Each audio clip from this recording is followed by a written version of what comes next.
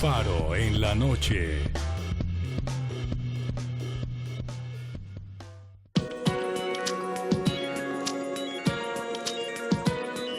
Camilo Prieto desde muy joven se ha destacado por su liderazgo social y desde el año 2010 ha encabezado proyectos que defienden la protección ambiental. Por ello, ha estado vinculado al desarrollo de proyectos ambientales y de ayuda humanitaria en diferentes regiones del país. Actualmente es el director de la ONG Movimiento Ambientalista Colombiano. En el año 2016 ganó el premio Titanes Caracol por su trabajo a favor de la protección ambiental en la península de La Guajira. Al siguiente año, la Cámara Junior Internacional lo reconoció como el joven más destacado de Colombia del 2017, en la categoría del liderazgo ambiental.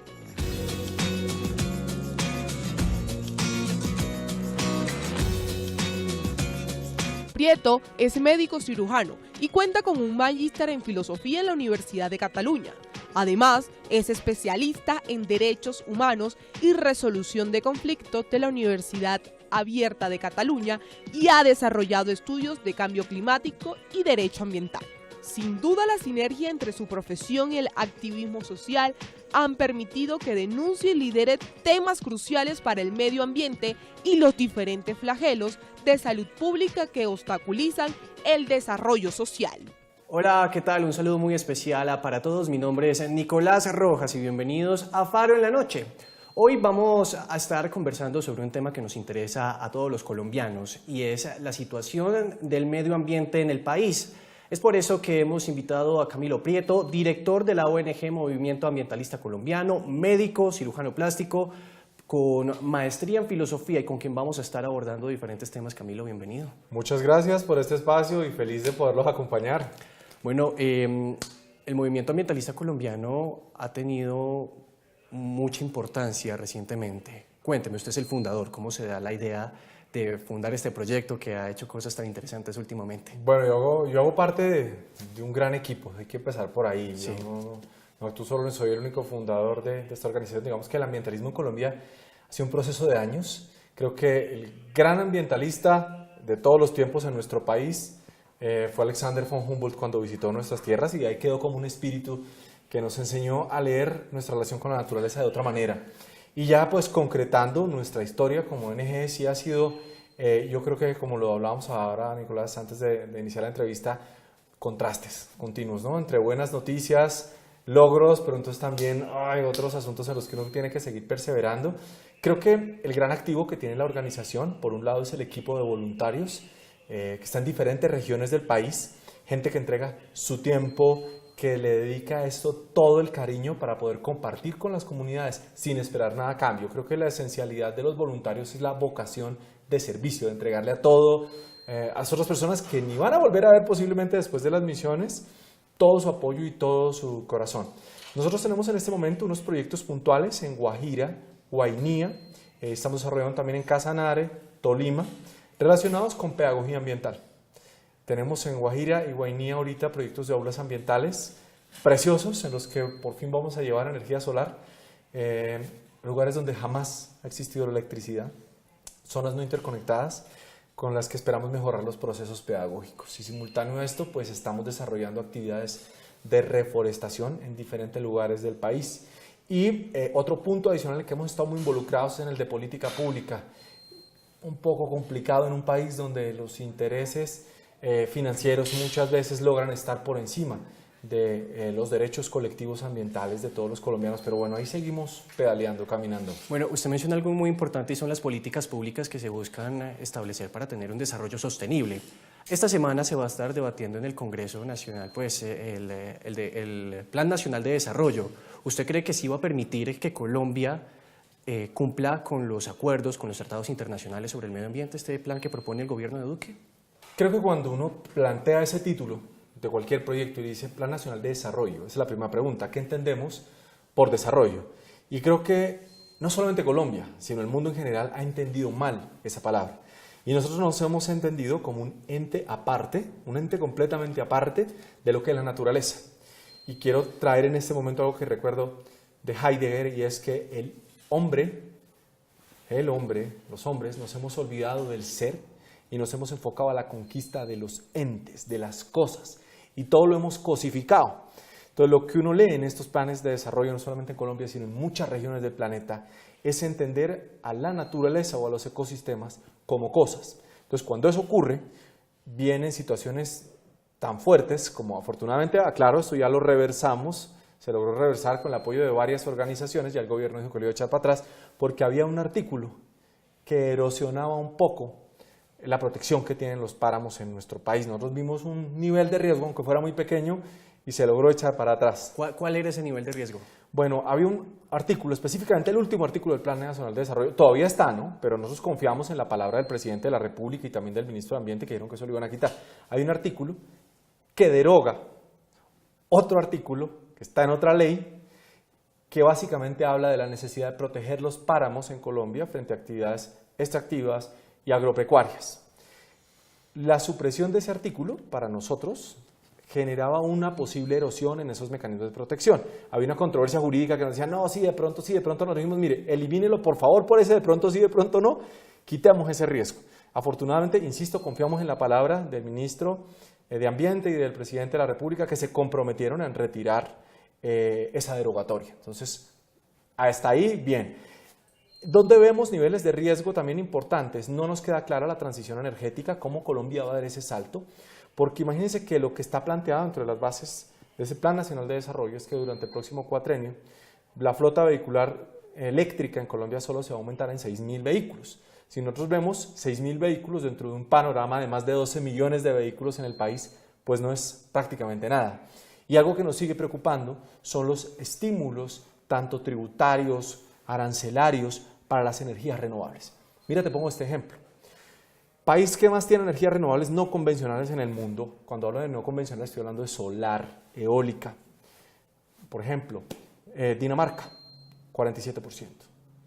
Un vecino nuestro, Uruguay, 40%. Y hay países como Costa Rica que mezclando esas renovables no convencionales con hidroeléctricas han tenido días enteros que funcionan solo a punta de renovables, o sea, 100% un día.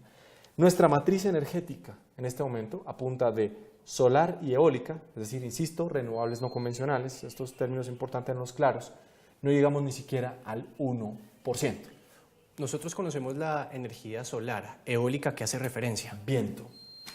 Fíjate que el gran motor del clima, el gran motor de la energía en el mundo es el sol. ¿Por qué se mueve el aire? Por las diferencias de temperatura. Y estamos aprovechando a través de la energía solar esa emanación que viene de la energía nuclear que se produce en el sol, la capturamos los seres humanos en paneles solares. Pero la energía eólica ya la aprovecha la naturaleza hace millones de años. Las plantas, ¿qué hacen? Aprovechan la energía solar para poder producir justamente sus alimentos. Entonces, en esa materia, en Colombia estamos muy rezagados. ¿Qué nos preocupa? Obviamente esto era una contingencia que seguramente no se esperaba, pero no la vemos claramente precisada en el Plan Nacional de Desarrollo, y es lo que viene ahorita con Hidroituango. Con este atraso que tiene Hidroituango, todavía no se sabe si Hidroituango va a poder seguir adelante o no. Y de hecho participó en la subasta de energía para el 2022 en Colombia y no se sabe cómo va a poder responder. Sí, es complicado. Específicamente ellos participaron para el cargo de confiabilidad, pero todavía no se sabe si Hidroituango sale adelante o no, y ese atraso de Hidroituango hace que la matriz energética del país vaya a cambiar. Las proyecciones de la UCBE, que es la Unidad de Planeación Mineroenergética, nos dice que de aquí al 2023 va a aumentar la participación del carbón y del gas en la generación de electricidad. De tal manera que cuando uno mira unos años atrás, lo que nos dice es que Colombia estaba absolutamente rezagado en la transición hacia energías renovables no convencionales. Estamos súper colgados. Y mira lo que pasó hace una semana.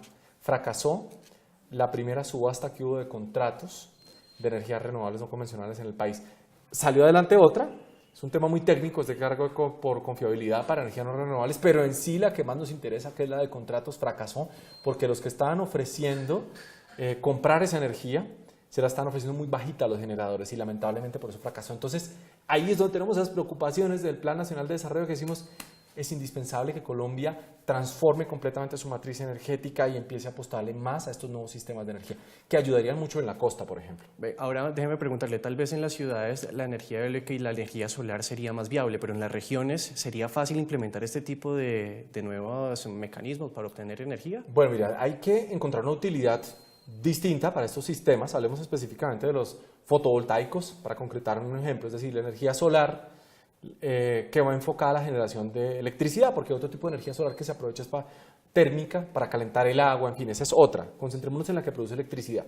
Cuando estamos hablando de zonas interconectadas, como por ejemplo Bogotá, Medellín, Cali, ¿para qué pueden servir estos sistemas? ¿Pero qué quiere hacer referencia interconectada? Es decir, que están pegados a la red nacional, ¿sí? A la red nacional de transmisión. Eso tiene unos niveles de complejidad y de tensiones, de voltaje.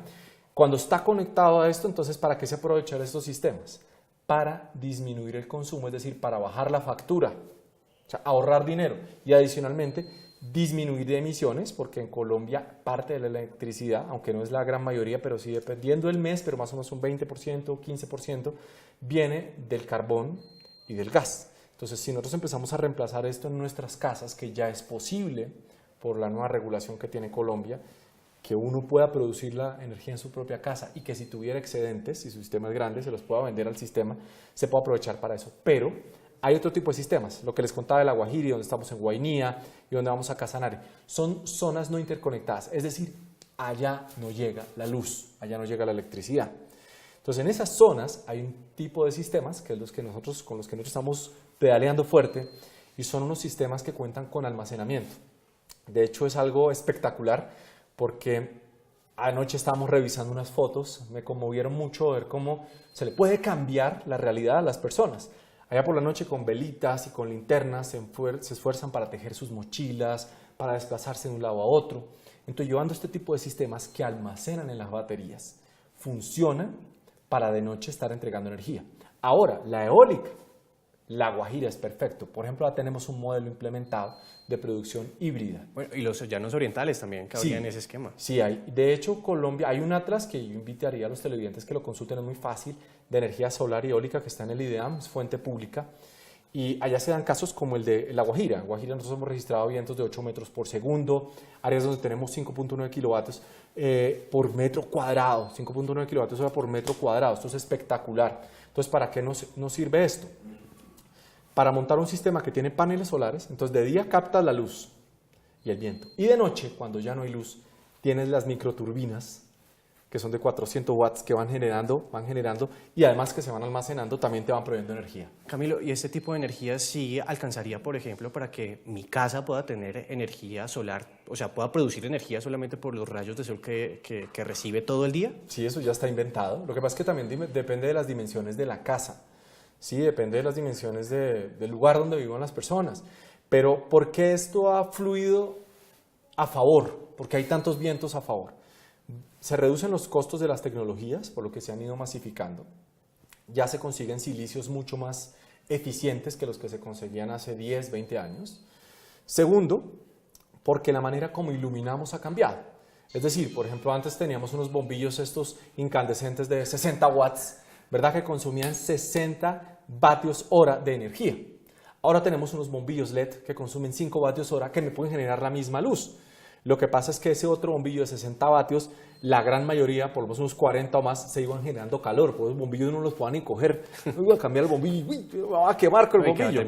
Y aparte el recibo llegaba carísimo. Es correcto. En cambio ahora con estos bombillos, si usted se encuentra, los puede manipular porque generan muy poca dispersión en calor. Entonces la mayoría se basa en dispersión de luz, que es lo que necesitamos. Entonces esa reducción de costos y mejora de las tecnologías ha hecho que cada vez sea más viable poder contar con estos sistemas. Ahora, ¿cuánto, Camilo, me costaría a mí, por ejemplo, poner un panel solar en mi casa? ¿Y cuánto tiempo en vida útil tendría? Bueno, dependiendo, insisto, de la capacidad, pero hay paneles que pueden tener vidas útiles de 9 años, 15 años, dependiendo de las marcas. Sí, hay unos que vienen por todo ese tiempo, si se cuidan, eso dura muchísimos años. Para que nos hagamos una idea, pensemos en una ciudades, es que son dos ejemplos distintos. Es diferente si una persona está... No, pero abordémoslo, digamos Bogotá. Bogotá, listo. Es decir, ahí no necesitamos baterías. Eso ya bajó los costos muchísimo. ¿Cuánto cuesta una batería? Puede costar 2 millones. Una batería de descarga profunda de unos 500 miliamperios te puede costar alrededor de eso. Pero baterías no necesitamos, además porque se necesitarían varias, depende de lo que quieras almacenar. O sea, no nos enredemos con eso. Baterías no. ¿Qué se necesitaría ¿verdad? entonces? Necesitaríamos los paneles. Necesitaríamos unos cables especiales que se llaman cables solares y unos inyectores. ¿Qué hacen esos inyectores? Le van a poner a la casa luz, pero van a permitir que también de la red de la calle me entre energía. ¿Sí? Entonces, esos inyectores ayudan para que por la noche, como no están generando mis paneles, yo de dónde recibiría la luz de la calle. Eso es maravilloso. Sí. Y adicionalmente, si uno lograra producir excedentes, es decir, si produjera mucha energía de día que no está consumiendo, la tecnología ya permite que a través de cambiar el contador de la casa uno le pueda inyectar a la red pública energía. Esto es fantástico. Esto seguramente parece ciencia ficción, pero ya pasa. Y en Colombia ya se puede hacer. De hecho, estaba leyendo un artículo y dicen que California, a partir del año 2020, las casas que van a construir van a tener paneles solares. Sí, ya hay unas regulaciones para eso, de hecho altamente eficientes, porque lo que busca Colombia, desde el gobierno pasado, ha sido estimular un concepto que se llama la generación distribuida, es decir, romper ese paradigma de que son unas pocas empresas las que generan la energía en el país, sino que sean a diferentes niveles, que uno pueda tener generación distribuida, pero además que uno en su propia casa pueda ser autogenerador. Entonces, fíjate, insisto en ese concepto porque es maravilloso, uno puede producir energía para bajar el recibo, por la noche la red le suple, Pero también puede vender. y adicionalmente de día, si tiene excedentes, se los pueden dar a la red. Para eso habría que cambiar el contador de la casa. Los costos nosotros esperamos que bajen, porque en este momento, por ejemplo, me resguardo una cifra, el precio de costo no quiere decir que eso cueste todo el sistema, Sí. pero ya tú puedes conseguir un panel de entre 280 a 300 vatios de una buena marca, alrededor de unos 380 a 400 mil pesos. ¿Sí? Obviamente hay que sumar la instalación, más cosas. Un sistema mínimo de por lo menos 1 kilovatio va a necesitar por lo menos 3 paneles de esos, por lo menos, o un poquito más, ¿sí? Porque depende qué tanto sol haya, hay muchos factores Y alrededor sabe de también, esto. Camilo, también como que evitaría que volviéramos a tener ese problema de que en las épocas de sequía exista la probabilidad de tener apagones. Así es, así es. Ese fenómeno del apagón, técnicamente conocido como el blackout, si uno tiene una diferenciación en su matriz y tiene energía hidráulica, renovables no convencionales y tiene diferentes fuentes de generación, lo reduce muchísimo. Por ejemplo, en este momento, Colombia tiene que hacer un esfuerzo muy importante si de aquí al 2023 quiere aumentar sus protecciones frente a la posibilidad de que se genere un apagón.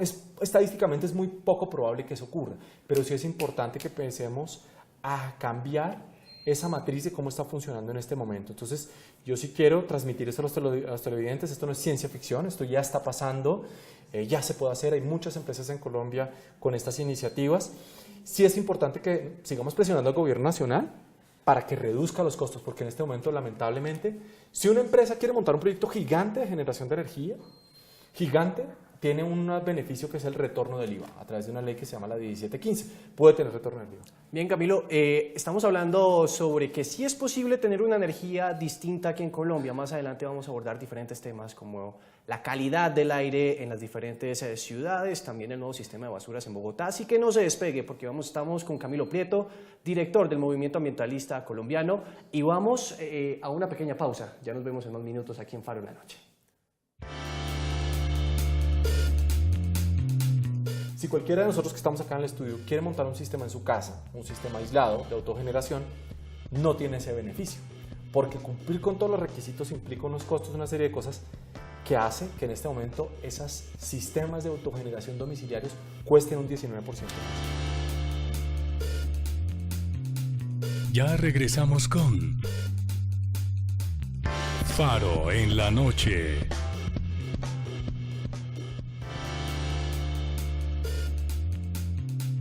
Continuamos con Faro en la Noche.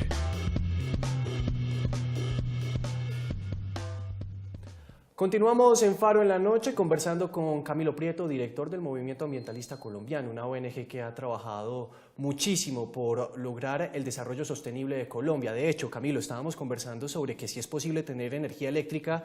Usted mencionaba un asunto muy importante, y es que ahorita los colombianos con la energía eléctrica no solamente puede beneficiarse, sino que también puede vender, y se le puede bajar el recibo de una vez, que es un asunto que siempre tiene el dolor de cabeza a todos los colombianos. Sí, eso debe quedar súper claro que, insisto, no es ciencia ficción, sino ya es real. ¿Dónde está el limitante en los costos de montar el sistema? Porque, como lo mencionaba antes de irnos a comerciales, hay una simetría muy grande. O sea, si una empresa va a montar un proyecto grande de generación de energía, ¿sí?, el gobierno le da un beneficio de retorno del IVA, es decir, compra todos sus equipos, monta todo, presenta unos papeles a la UCME y ¡pum!, le devuelven el IVA, o sea, se ahorró un 19% del montaje del proyecto. Si cualquiera de nosotros que estamos acá en el estudio quiere montar un sistema en su casa, un sistema aislado de autogeneración, no tiene ese beneficio, porque cumplir con todos los requisitos implica unos costos, una serie de cosas que hace que en este momento esos sistemas de autogeneración domiciliarios cuesten un 19% más. Y tengo que contarle algo a los televidentes mirándolos a la cara. El año pasado, nosotros tuvimos una reunión, varias reuniones con el ministro de Hacienda, con el ministro Carrasquilla. Él se reunió específicamente conmigo, se comprometió, y con senadores de la Comisión Tercera. Nos dijo, mire, vamos a sacar adelante los vehículos eléctricos sin IVA y las renovables las vamos a dejar sin IVA.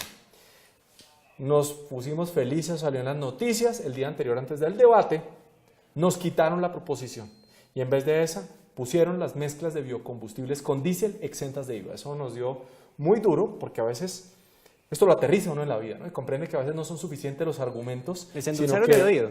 Sí, y confiamos. Por eso, cuando estamos hablando del plan de desarrollo, dije, mire, pues nos toca volver a confiar, porque nosotros tenemos poder, o sea, nosotros tenemos ganas, argumentos, el apoyo de personas en las regiones, en fin, no hacemos política electoral, pero pues nos toca confiar en las instituciones, ¿sí?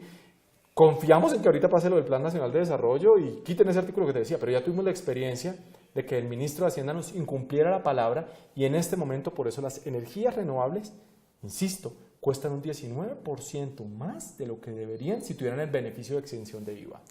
Bien, Camilo, para ir avanzando un poco de tema, me gustaría que ya para terminar el tema de la energía sostenible nos diga, pues, más o menos, ¿a partir de qué año usted cree que Colombia va a empezar a gestionarse con este tipo de iniciativas? Estamos ya tarde, toca ya, toca, pero mejor dicho, estamos demorados. ¿Cómo podríamos ponerlo en ejemplos de que estamos demorados? Vecinos, Uruguay y Honduras, 20-22% de energía eólica, Colombia ni siquiera llega al 1%, estamos colgadísimos.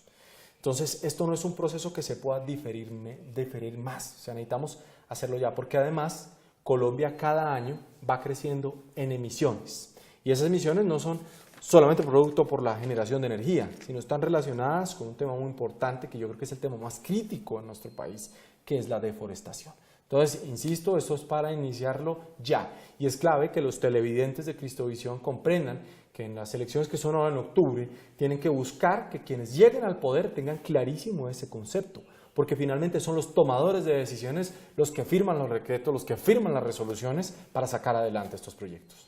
Bien, Camilo, otro asunto que preocupó muchísimo a los ciudadanos, especialmente a los bogotanos, fue la calidad del aire ya a mediados de febrero. Sí.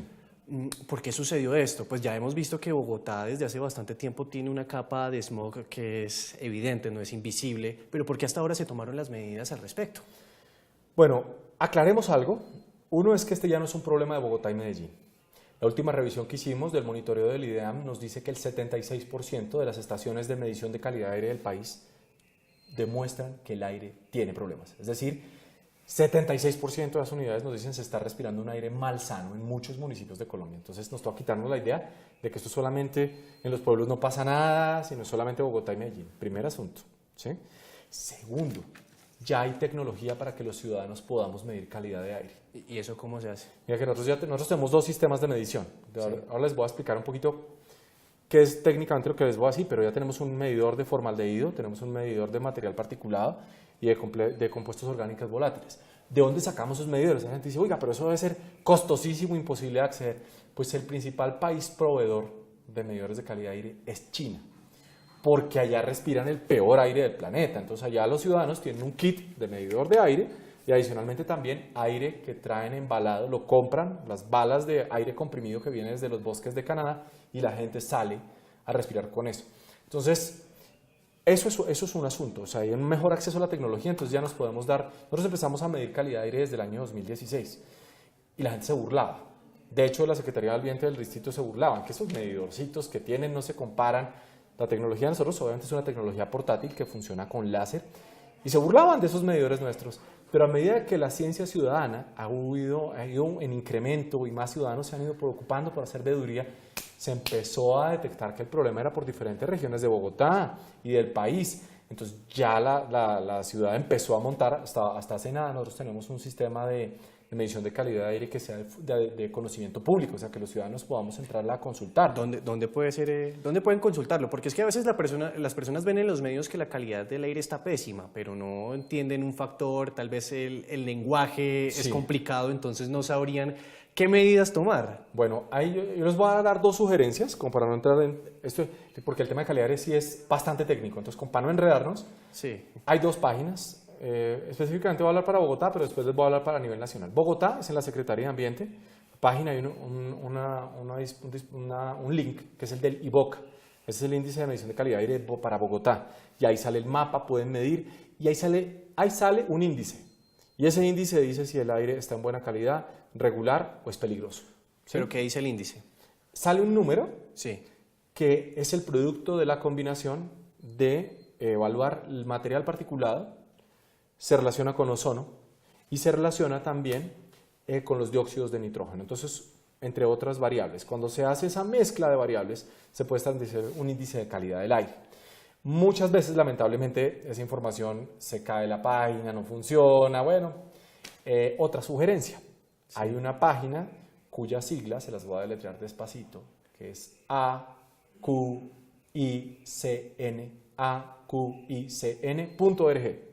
Ustedes escriben el nombre de la ciudad, ahí ya no es solamente para Bogotá. Lamentablemente no todas las ciudades del país, y eso hay que exigirlo a los gobernantes, que den información pública de la calidad del aire, porque esto no debe ser un secreto, esto debe ser información a la cual la gente tiene acceso a saber el aire que respira. Se puede mirar Cali, se puede mirar Medellín, se puede mirar Bogotá a través de esa página que les enuncié, pero si la gente quiere saber Tunja, no hay manera. Si quiere saber Ibagué, no hay manera. Entonces por eso hay que exigirle a los municipios que de frente le cuenten a los ciudadanos qué aire están respirando. Camilo, usted decía que las personas en esas páginas se pueden dar cuenta de la mala calidad del aire por un número que arroja. Cuando yo vea qué número me empiezo a preocupar. Bueno, más que el número les diría el color. Hay un color, para no enredarlos, porque acá hay muchos números de por medio. Color verde, color amarillo, color naranja y color rojo. Color verde, estamos bien, cosa que en Bogotá no pasa hace mucho tiempo. O sea, este año creo que contadas veces en algunas estaciones hemos visto el color verde. Acá hemos estado todo el tiempo en amarillo. ¿Sí? Ni siquiera en los cerros orientales uno pensaría que... Es que las mediciones más arriba que se hacen están en Usaquén, ¿sí? Pero no alcanzan sí, en el borde superior de los cerros orientales sí mejora bastante la calidad del aire, hay que decirlo, sobre todo ya hacia el norte, o sea, más o menos después de la calle 116 hacia el norte, ya ahí mejora la calidad del aire, pero muy pegado hacia los cerros.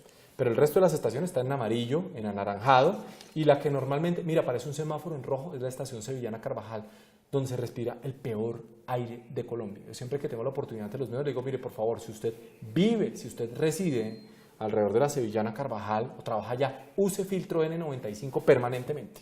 ¿Filtro N95 es un tapabocas? Es distinto, el filtro tiene los poros mucho más pequeños. Sí. Entonces lo que hace es que retiene gran parte del material particulado. Ese es el elemental que hay que utilizar. Hay otros un poco más sofisticados que ayudan a retener otro tipo de partículas, incluso algunos gases que tienen filtro de carbono. Por ejemplo, la gente que monta en bicicleta, ser ciclista en Bogotá es una población de riesgo, es hacer parte de una población de riesgo. Porque la gente dice, estoy haciendo ejercicio, estoy ahorrando emisiones, pero cuando vas por la calle, estás respirándote todo el smog, estás exponiéndote a unas altísimas concentraciones de material contaminante. Entonces hay que utilizar filtros también de esos N95 asociados al filtro de carbono. Ahora, Camilo, usted dice que pues, las mediciones me arrojan calidad verde, que es la mejor, amarilla, naranja y roja. Roja. Si hacemos una analogía entre una analogía de cuántos cigarrillos yo me consumiría si respiro la calidad del aire naranja o la calidad roja, ¿cuántos serían más o menos? Bueno, podemos homologarlo. Sí, podemos homologarlo de la siguiente manera. Vamos a compararlo, perdón. Hacer la analogía de la siguiente manera. Lo que pasa es que hay una manera de hacerlo y es con cigarrillos. Sí. Pero hay una complejidad mayor. Y es que acá el aire que respiramos en Bogotá tiene dos tipos de contaminantes. El material particulado, que es el que yo puedo asimilar a los cigarrillos. Sí. ¿Sí? Pero hay uno que no puedo asimilar a los cigarrillos, que es el derivado de la combustión del diésel, que además produce cáncer, que son los dióxidos de nitrógeno. Entonces, hay una comparación que se las voy a contar, porque la leí en un estudio que fue publicado hace menos de un mes por unos investigadores colombianos en una revista internacional. Si uno va dentro de un bus de Transmilenio, respira 8 veces más material contaminante que si está fuera del bus. Es decir, está en una cámara de gas. ¿Por qué razón? Porque estas tecnologías viejas que tenemos en Bogotá concentran estos gases dentro del bus. O sea, 8, insisto, 8 veces más.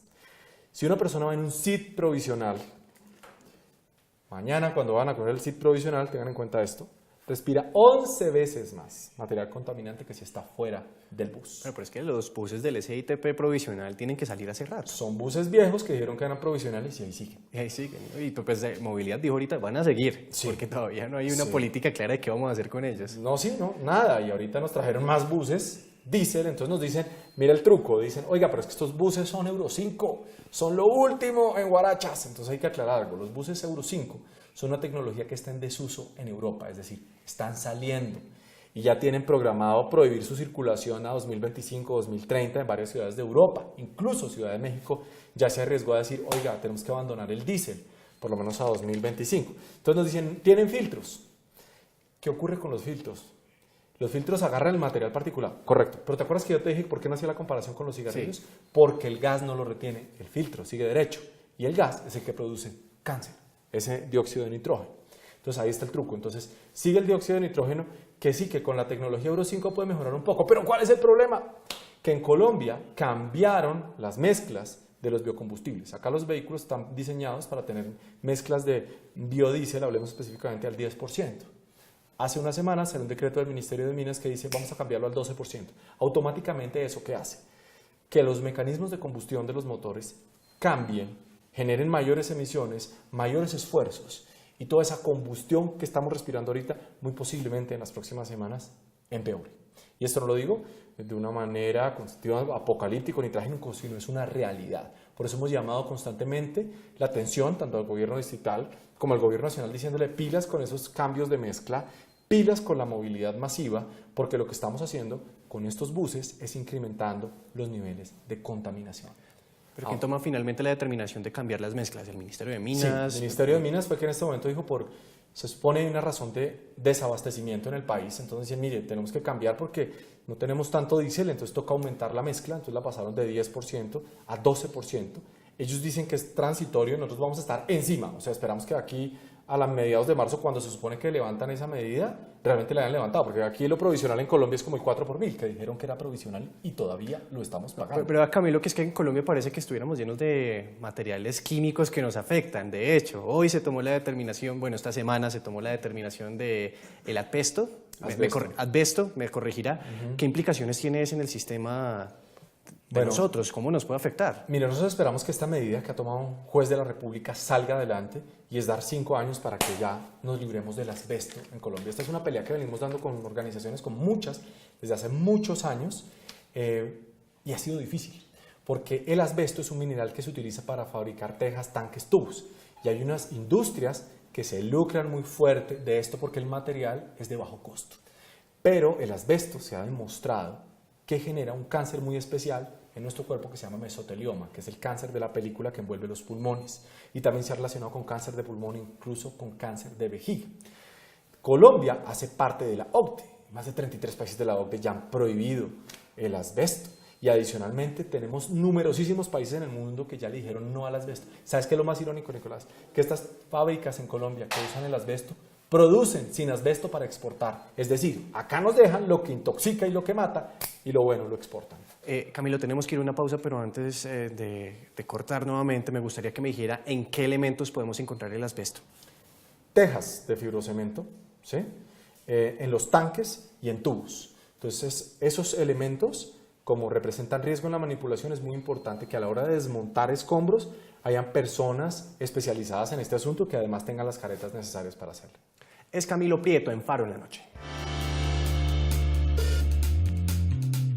Entonces en Colombia hay una gran mafia que ha ido constituyendo rutas a través de los bosques. ¿Y para qué sirven esas rutas? Para mover minería ilegal, para mover maderables ilegales y para mover también ganado ilegal. Ya regresamos con Faro en la Noche.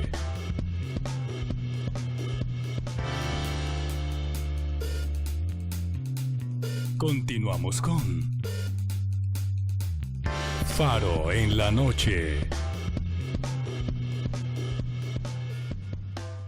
Continuamos en Faro en la Noche conversando con Camilo Prieto, director del Movimiento Ambientalista Colombiano. Hemos, Camilo, hablado de diferentes temas. Si es posible tener energía sostenible, hay que tener mucho cuidado con la calidad del aire, no solamente en Bogotá y Medellín, sino también en todo el país. Y ahora me gustaría que hablemos de los árboles. Muy bien. Porque pues últimamente aquí en Bogotá pues se ha visto que una de las políticas de la actual administración es talar los árboles. ¿Cómo nosotros los ciudadanos podemos ver esto? El distrito dice que es algo necesario, pero pues me gustaría tener el punto de vista de un ambientalista. A mí me llama mucho la atención que nos escandalicemos con determinadas situaciones que son las más visibles, pero que las más riesgosas nos generen total indiferencia. El principal problema que tiene Colombia es la deforestación, el principal problema ambiental. De hecho, es lo que más genera emisiones de gas de efecto invernadero. No son las industrias, no es el petróleo, no, es la deforestación. Creo que lo que ha sido muy importante es que esta decisión es, voy a usar una palabra un poco fuerte, pero creo que es la realidad, de torpeza política. ¿Y por qué digo torpeza política? Porque si estas talas tuvieran una justificación técnica, porque muchas no la tienen, ¿okay? Cuando uno tiene un árbol, que ya es un árbol viejo, que tiene riesgo de caerse, tiene indicaciones técnicas para cortarlo y obviamente sembrar no uno, sino sus respectivos reemplazos. Que eso es lo que dice el distrito, esto es lo que ha pasado acá en Bogotá. Pero hay dos problemas con las talas en Bogotá. Uno es el bloqueo constante de la comunicación con la ciudadanía, porque es que el distrito no ha comprendido que la gente genera una vinculación, los seres humanos generamos vinculación con nuestros parques y con los árboles. Entonces de pronto para algunas personas puede ser mejor cosmética del paisaje poner un parque de asfalto y unas canchas sintéticas que tener los árboles. Entonces el distrito no ha comprendido eso. Segundo, hay un concepto que maneja permanentemente el distrito y es que tiene que quitar los árboles de los parques para que llegue más luz. No sé de dónde sacan ese concepto. Una vez le escuché al secretario del distrito ¿De ambiente? de salud, que decía que lo que querían era estimular que la gente sintetizara vitamina D. Eso es innecesario, con las exposiciones solares que tenemos a diario caminando en la calle es suficiente, entonces no necesitan talar árboles para que la gente tenga más sol en los parques. Y lo otro es que la velocidad de las talas no se hace a la misma velocidad de los reemplazos de los árboles. Entonces cuando se empieza a talar masivamente todos los árboles, es un efecto muy negativo para la ciudad, porque deteriora la calidad del aire, por un lado, y además aumenta algo que se llama el efecto de isla de calor. Es que cuando una ciudad tiene muy pocos árboles, su temperatura se empieza a aumentar. De hecho, y es que, vea, le voy a dar unos datos del Jardín Botánico, que es el que está liderando pues, esta renovación de los árboles, por llamarlo así. Dice, se han talado 14.076 árboles, pero se han sembrado 243.818. Yo me pregunto, ¿en dónde? Pues...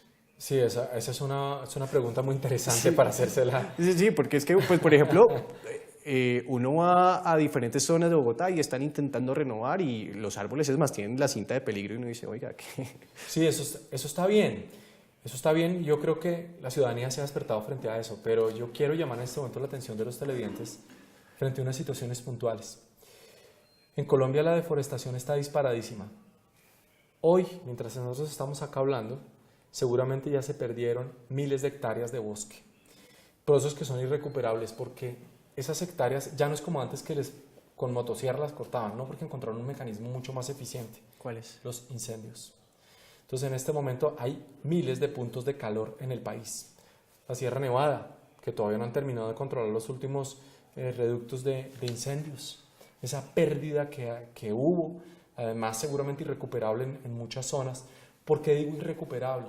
Porque lo que está pasando en Colombia es que esos predios, algunos se incendian y otros parques nacionales son quemados para ser transformados en pastizales para ganadería, o si no también para cultivos enormes. Por ejemplo, estos días leí una noticia, hay cultivos de palma africana en Amazonas que Fedepalma no reconoce, dice, no, esto no es mío, es decir, cultivos ilegales. Es decir, en Colombia cuando uno habla de cultivos ilícitos, ya no debe hablar solamente de coca, sino también cultivos de palma africana que están dando ilegalmente. Camilo, uno ahí se preguntaría dónde está la labor de las corporaciones autónomas regionales. Se suponen que ellos tienen que ser como los fiscalizadores, los que hacen la veeduría, pero sí, ¿qué pasa ahí? Mira, hasta el día de hoy, no sé si esto pase mañana, porque puede, de pronto en la emisión, mañana ya haya cambiado, pero hasta hoy el Ministerio de Ambiente no ha querido fijar unas metas claras para este cuatrienio en términos de deforestación, no se han querido comprometer con eso todavía.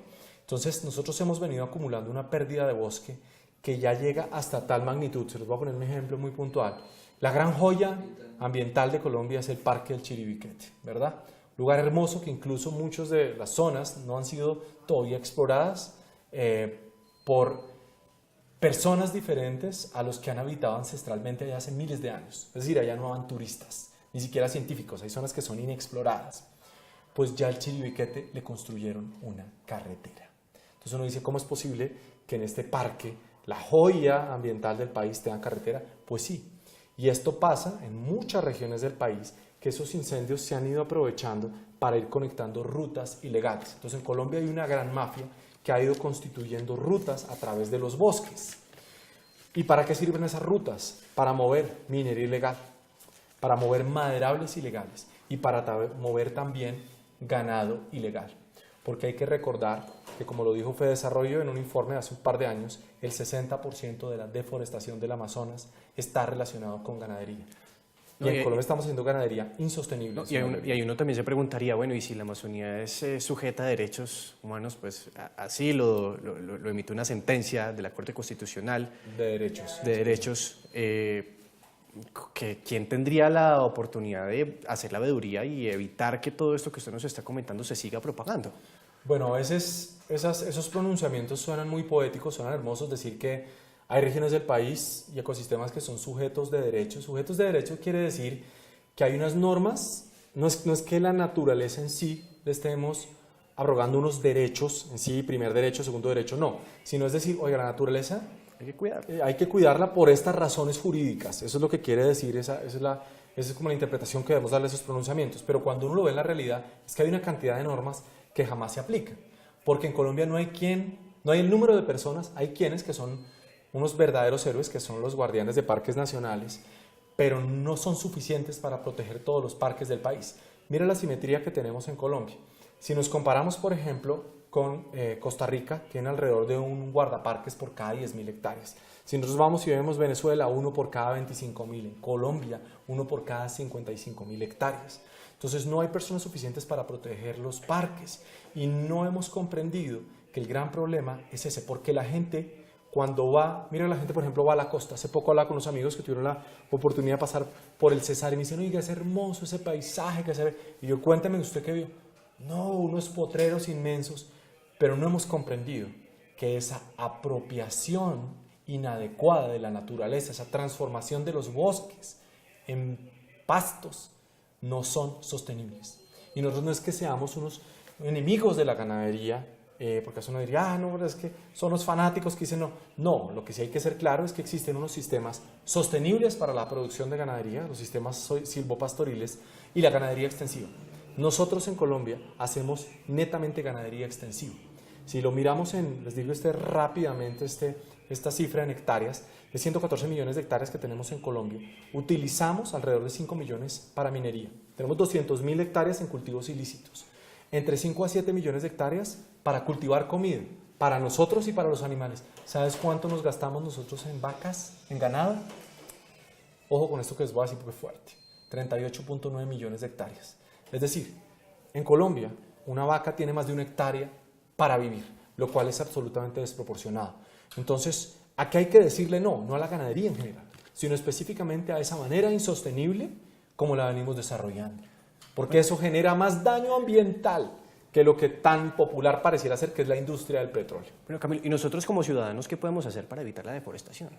Bueno, yo creo que, yo estaba en el colegio, recordaba que un profesor nos mencionó una frase de Borges permanentemente y decía que en la vida uno tenía que sembrar un árbol, tenía que escribir un libro y tenía que tener un hijo, ¿no?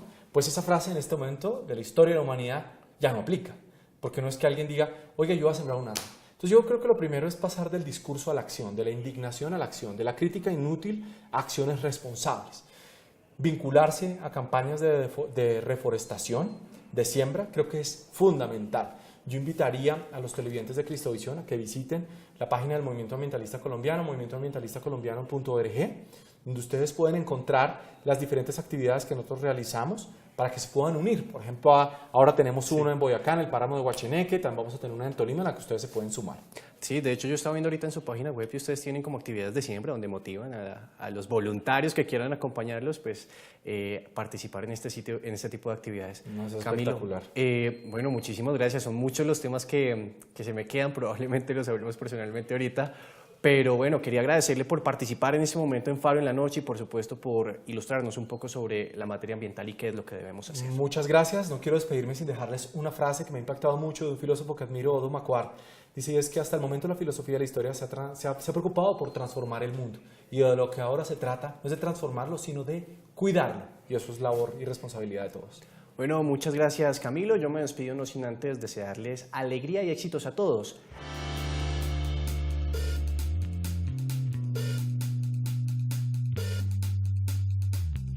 Faro en la noche.